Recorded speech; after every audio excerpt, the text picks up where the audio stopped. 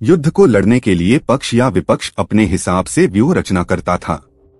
व्यूहरचना का अर्थ है कि किस तरह सैनिकों को सामने खड़ा किया जाए। आसमान से देखने पर यह व्यूह रचना दिखाई देती है। जैसे क्रॉच व्यू है तो आसमान से देखने पर क्रॉच पक्षी की तरह सैनिक खड़े हुए दिखाई देंगे। इसी तरह चक्रव्यूह को आसमान से देखने पर एक घूमते हुए चक्र के समान सैन्य रचना दिखाई देती है। इस चक्रव्यूह को देखने पर इसमें अंदर जाने का रास्ता तो नजर आता है, लेकिन बाहर निकलने का रास्ता नजर नहीं आता। यह तो कोई बहुत ध्यान से देखें तो ही संभव होगा, लेकिन इसके लिए आपको आकाश से देखना होगा। यदि देख भी लें तो यह चक्रव्यूह तो घूमता ही रहता है। कहते हैं कि चक्रव्यूह की रचना द्रोण ने की थी।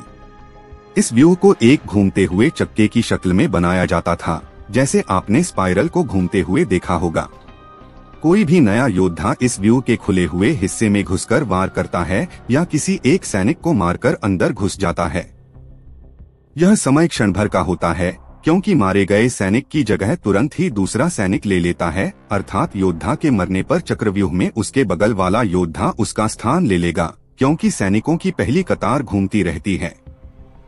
जब कोई अभिमन्यु जैसा योद्धा व्यूह की तीसरी कतार में पहुंच जाता है, तब उसके बाहर निकलने के रास्ते बंद हो जाते हैं। यदि वह पीछे मुड़कर देखेगा तो पता चलेगा कि पीछे तो सैनिकों की कतारबद्ध फौज खड़ी है। व्यूह के घुस जाने के बाद अब योद्धा चौथे स्तर के बलिष्ठ योद्धाओं के सामने खुद को खड़ा पाता है।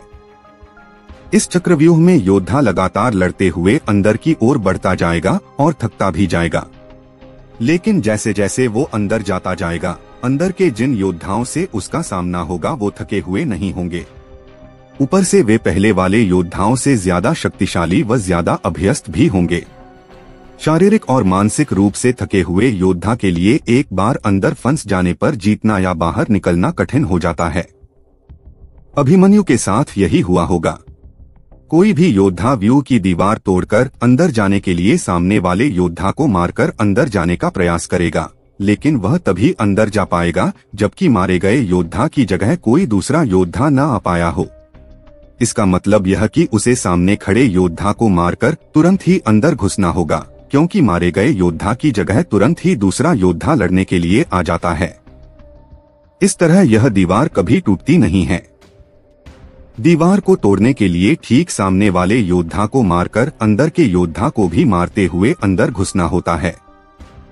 लेकिन नया या अनभिज्ञ योद्धा अगल-बगल के योद्धाओं से ही लड़ने लग जाता है। अभिमन्यु चक्रव्यूह में घुसना जानता था। उसने सामने वाले योद्धा को मारा और बहुत ही थोड़ी सी देर के लिए मिली खाली जगह से वह अंदर घुस गया। घुसते ही यह जगह फिर से बंद हो गई, क्योंकि मारे गए योद्धा की जगह किसी अन्य योद्धा ने ले ली। अभिमन्यु दीवार तोड़ते हुए अंदर तो घुस गया, लेकिन वह पीछे यह भी देख पाया कि दीवार पुनः बन गई है। अब इससे बाहर निकलना मुश्किल होगा। वह दीवार पहले की अपेक्षा और मजबूत होती है। प्रारंभ में यही सोचा गया था कि अभिमन्यु व्यूह को तोड़ेगा और उसके साथ अन्य योद्धा भी उसके पीछे से चक्रव्यूह में अंदर घुस जाएंगे। लेकिन जैसे ही अभिमन्यु घुसा और व्यूह फिर से बदला और पहली कतार पहले से ज्यादा मजबूत हो गई, तो पीछे के योद्धा भीम, सात्यकी, नकुल, सहदेव कोई भी अंदर घुस ही नहीं पाए। जैसा कि महाभारत में द्रोणाचार्य भी कहते हैं कि लगभग एक ही साथ दो योद्धाओं को मार गिराने के लिए बहुत कुशल धनुर्धर चाहिए। युद्ध में शामिल योद्धाओं में अभिमन्यु के स्तर के धनुर्धर 2-4 ही थे, यानी थोड़े ही समय में अभिमन्यु चक्रव्यूह के और अंदर घुसता तो चला गया, लेकिन अकेला, नितांत अकेला। उसके पीछे कोई नहीं आया। जैसे जैसे अभिमन्यु चक्रव्यूह के सेंटर में पहुंचते गए, वैसे वैसे वहां खड़े योद्धाओं का घनत्व और योद्धाओं का कौशल उन्हें बढ़ा हुआ मिला, क्योंकि वे सभी योद्धा युद्ध नहीं कर रहे थे, बस खड़े थे, जबकि अभिमन्यु युद्ध करता हुआ सेंटर में पहुंचता है। वे जहां युद्ध और व्यूहरचना तोड़ने के कारण मानसिक और शारीरिक रूप से थके हुए थे, वहीं कौरव पक्ष के योद्धा तरोताजा थे। ऐसे में अभिमन्यु के पास चक्रव्यूह से निकलने का ज्ञान होता तो वे बच जाते, या उनके पीछे अन्य योद्धा भी उनका साथ देने के लिए आते तो भी वे बच जाते। दरअसल अर्जुन पुत्र अभिमन्यु चक्रव्यूह भेदने के लिए उसमें घुस गया। चक्रव्यूह में प्रवेश करने के बाद अभिमन्यु ने कुशलता पूर्वक चक्रव्यूह के 6 चरण भेद लिए। इस दौरान अभिमन्यु द्वारा दुर्योधन के पुत्र लक्ष्मण का वध किया गया। अपने पुत्र को मृत देख दुर्योधन के क्रोध की कोई सीमा न रही। तब कौरवों ने युद्ध के सारे नियम ताक में रख दिए। 6 चरण पार करने के बाद अभिमन्यु जैसे ही 7वें और आखिरी चरण पर पहुंचे तो उसे दुर्योधन, जयद्रथ आदि 7 महारथियों ने घेर लिया। अभिमन्यु फिर भी साहसपूर्वक उनसे लड़ते रहे। 7 ने मिलकर अभिमन्यु के रथ के घोड़ों को मार दिया। फिर भी अपनी रक्षा करने के लिए अभिमन्यु ने अपने रथ के पहिए को अपने ऊपर रक्षा कवच बनाते हुए रख लिया और दाएं हाथ से तलवारबाजी करता रहा। कुछ देर बाद अभिमन्यु की तलवार टूट गई और रथ का पहिया भी चकनाचूर हो गया। अब अभिमन्यु निहत्था था।